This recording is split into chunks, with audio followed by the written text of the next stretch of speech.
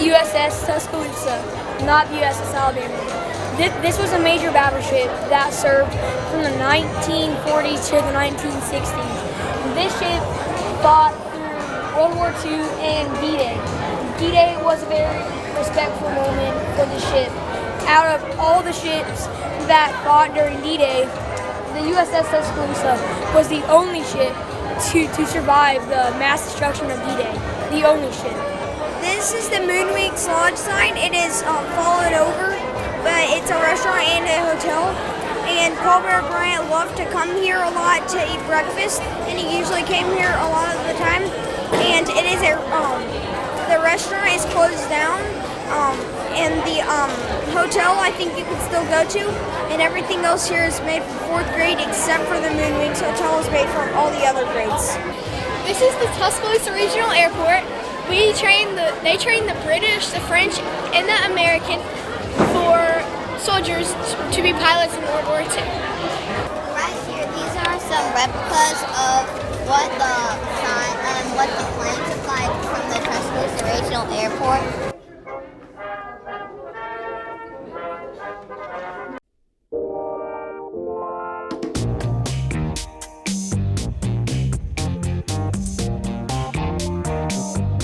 What we focused on was civil rights in Tuscaloosa. Bloody Tuesday, the stand at the schoolhouse door, integration of the city schools. Our kids really learned a lot about the history during this time period of the 1960s and 1970s. We're really going to shine the spotlight on the civil rights movement.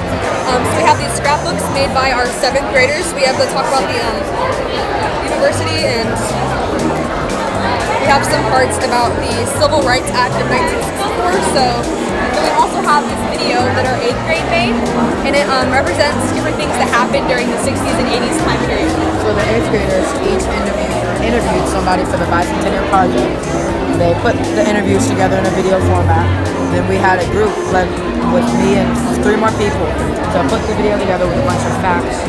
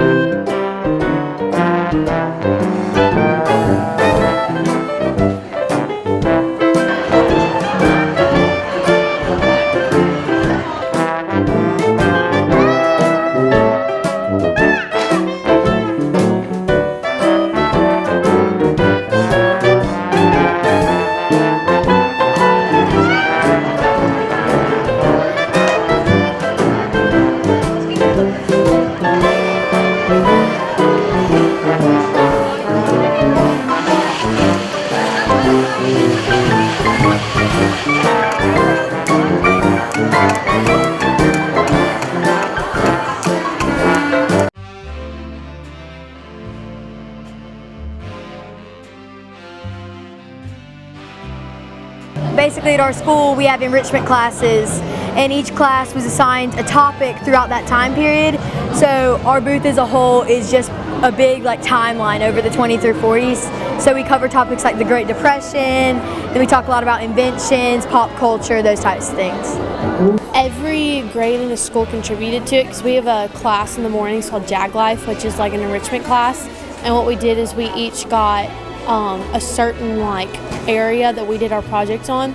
So my JAG Life did the one on the Bama Theater, and we did research and picked out stuff to put on the display.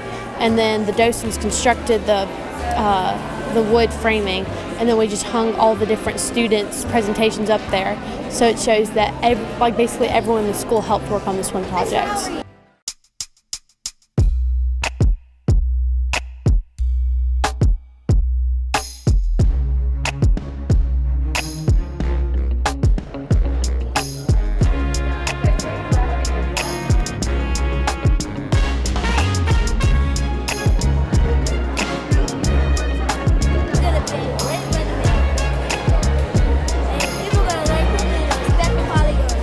Also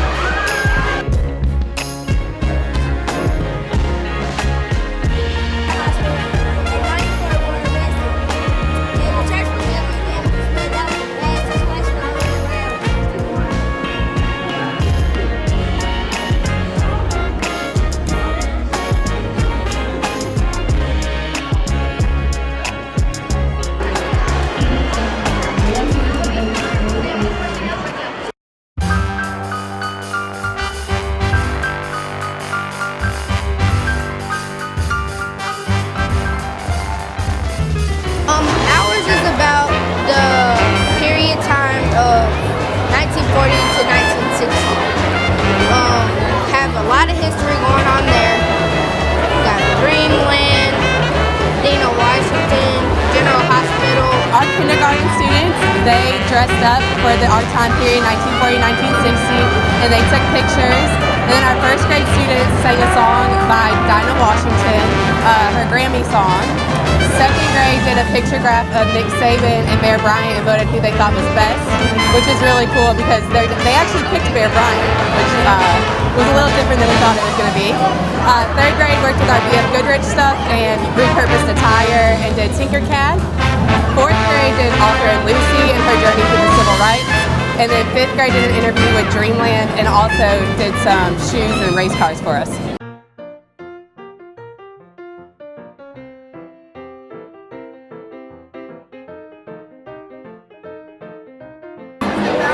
Tuscaloosa, it used to be spelled with a K, but now it's spelled with a C. And it just shows all of Tuscaloosa and how it was spelled. And this is some people on Oxford and stuff like that. This where they are now is University Boulevard now.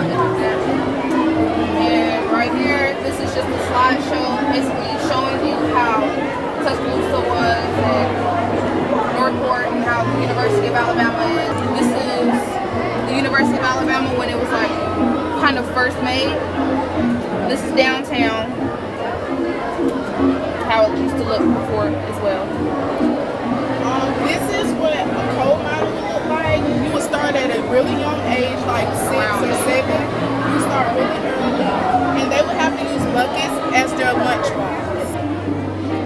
And this is a church, one of the only and first church that they have in Tuscaloosa.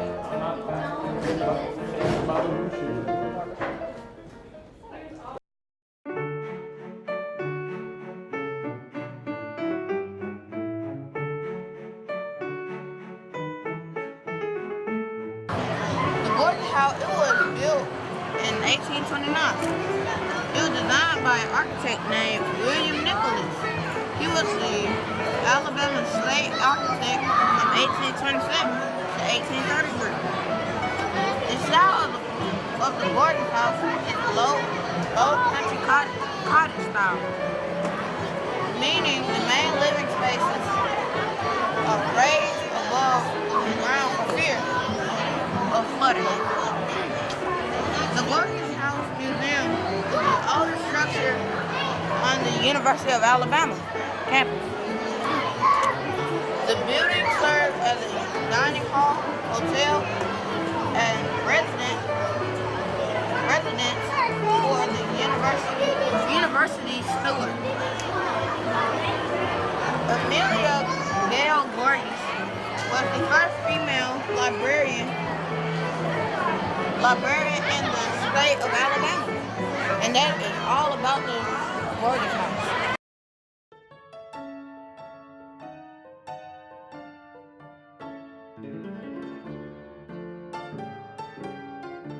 Hello, I am J.A. Fish Esquire, the founder of the first library. In 1879, a group of prominent Tuscaloosa businessmen donated books from their private libraries to establish a library room in a large parlor above Dr. John Little's drugstore on Broad Street.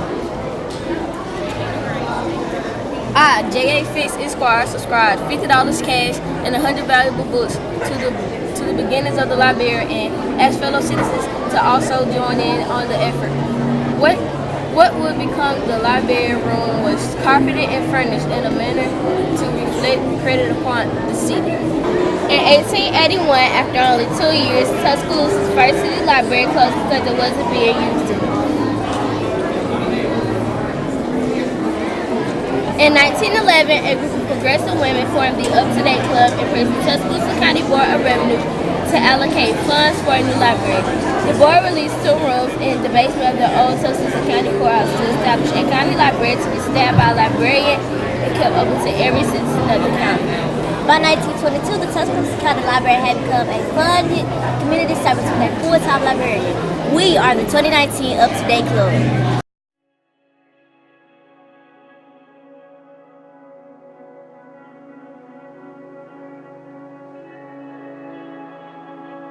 So our display is focused on the tornado of 2011, Mike Derrier, and Nick Saban. Hi, my name is Riley Fish reporting live at WWTSC at Arcata Elementary School. It is a sad day in Tuscaloosa, Alabama. There is a devastating EF4 tornado traveling in the speed of 190 miles per hour left in a 6-mile tracking in the heart of Tuscaloosa, Alabama. Today, there are more than 1,500 people injured and treated at DCH Hospital. Hi, my name is Mike Deary. I am a native from Massachusetts. I attended the University of Alabama in Maryland. My family consists of my wife Susan, who teaches in the University of Alabama and plays the drums in the band, and my two sons Nicholas and Tyler. Serving as a Tuscaloosa City School Superintendent is the greatest professional honor I have ever had. My goal is to see that each student is individually challenged and learns. As a district, we are seeing a number of accomplishments in progress. We've implemented a digital transformation plan on Chromebooks. There are accomplishments in student arts, career technology, and building new skills in their kids. Our goal is for every student to graduate from the system to be highly prepared for what comes after graduation.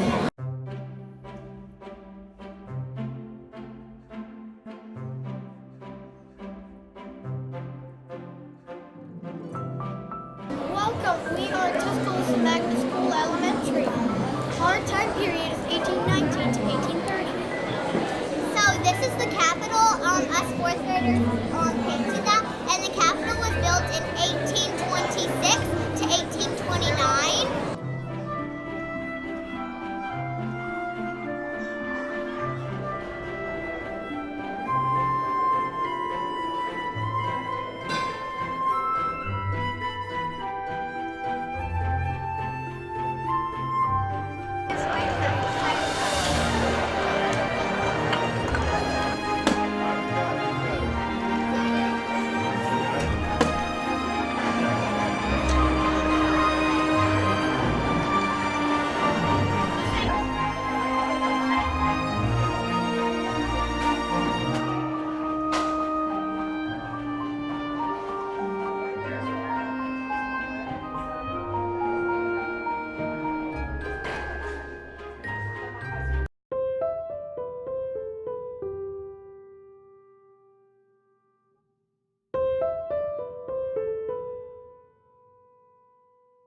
Today, I'm going to tell you about Woods Hole.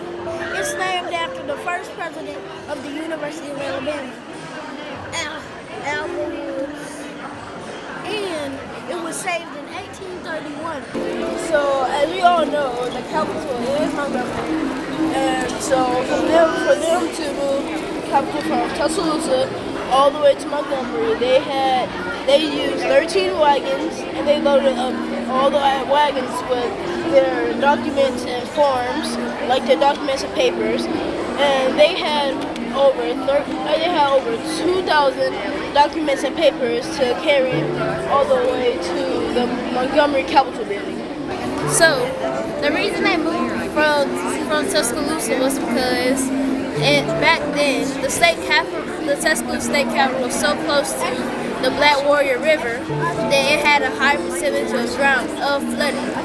So they had so many important papers and documents there that they couldn't risk losing because it would ruin the succession for Tuscaloosa.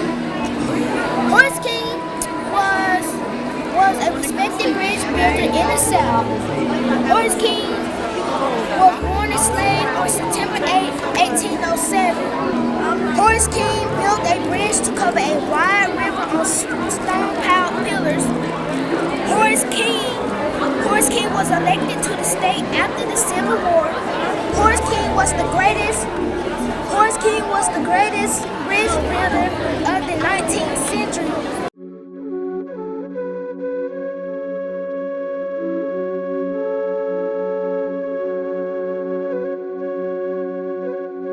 So this is the story of the Great Ball Game, where the animals and the birds had a great argument about who was the superior. And so Bear and Crane decided they would have a ball game to see who would win the argument. The first person to score would win and set a punishment for the other team. But they divided into two teams. Bat did not know which team to be on, for he had both teeth and wings. First he went over to Bear. He said it wouldn't be fair for he had wings. Then he went over to the bird. They said he was too small to help. Bear finally took pity and let him play. But he didn't go into the ball game until toward the end, when he was the one to score after stealing from Crane, who had made everyone feel bad about not being able to stop him. Over here we have some 7th and 8th grade pottery from my school. We made pottery to represent what they used to have back then and what they used to use. They used it for different stuff such as seeds, paint, water. We made our own designs as well. Here we have some 4th grade artwork, and they try to do hieroglyphics like back then. They used to paint on the walls. That's how we know the stories of back then. Here we have a Indian dwelling, which is where the Native Americans would live and raise their families.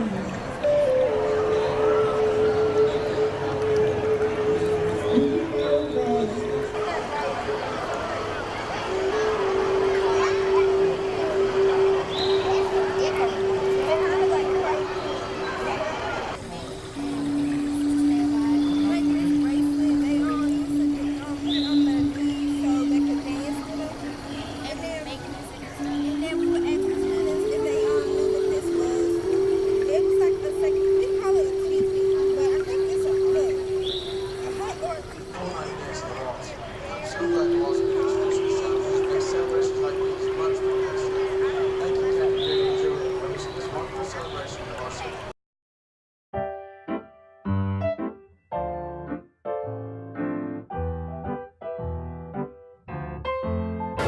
We decided to build a model of the lock and dam system because in the 1800s, that was a big important part of our culture because we used the river for transportation and the Indians even used it to commute back and forth from here to Mineville down there. So we decided to build a model of one of them. This one is kind of like the Oliver Dam that most people are used to. When it was built, it covered up the remaining 3 dams. It made the water level go from a shallow creek to as deep as it is today. Then it makes the water continually run. Thank you. Right there.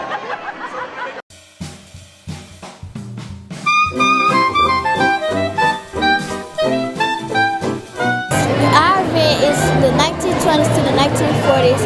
Me and my partner are doing the 1920s dance, and our other exhibit is explaining about the Murphy Collins house. And on our screen and on our television, we have a 3rd grader named Elijah Merriweather singing "Crazy Blues" by Mamie Smith, and we have a mural by 1st grade by the transportation, and we have our newsletter.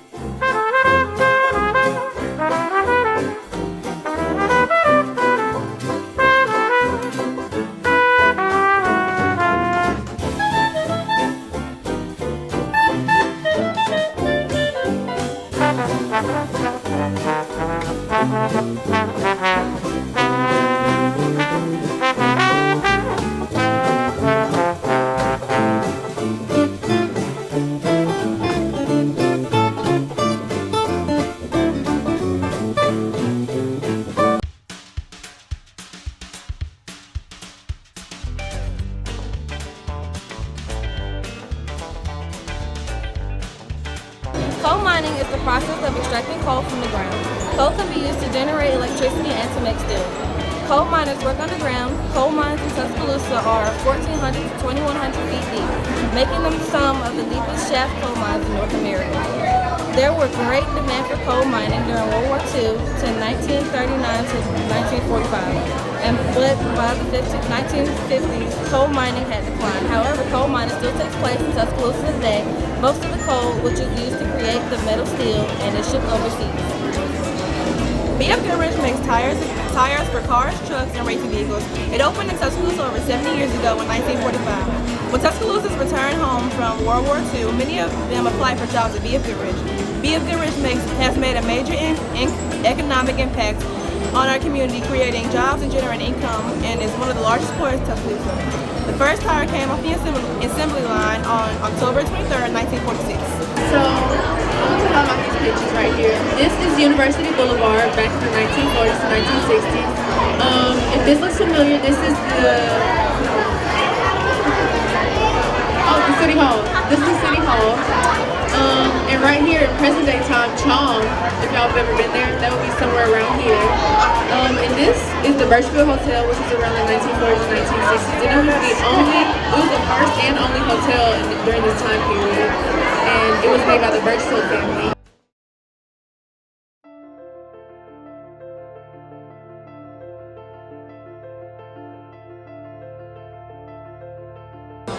So this is the life of Shandy Jones. He was born December 20th, 1816. When he was just 4 years old, Jones was set free from slavery along with his mother and 2 older sisters.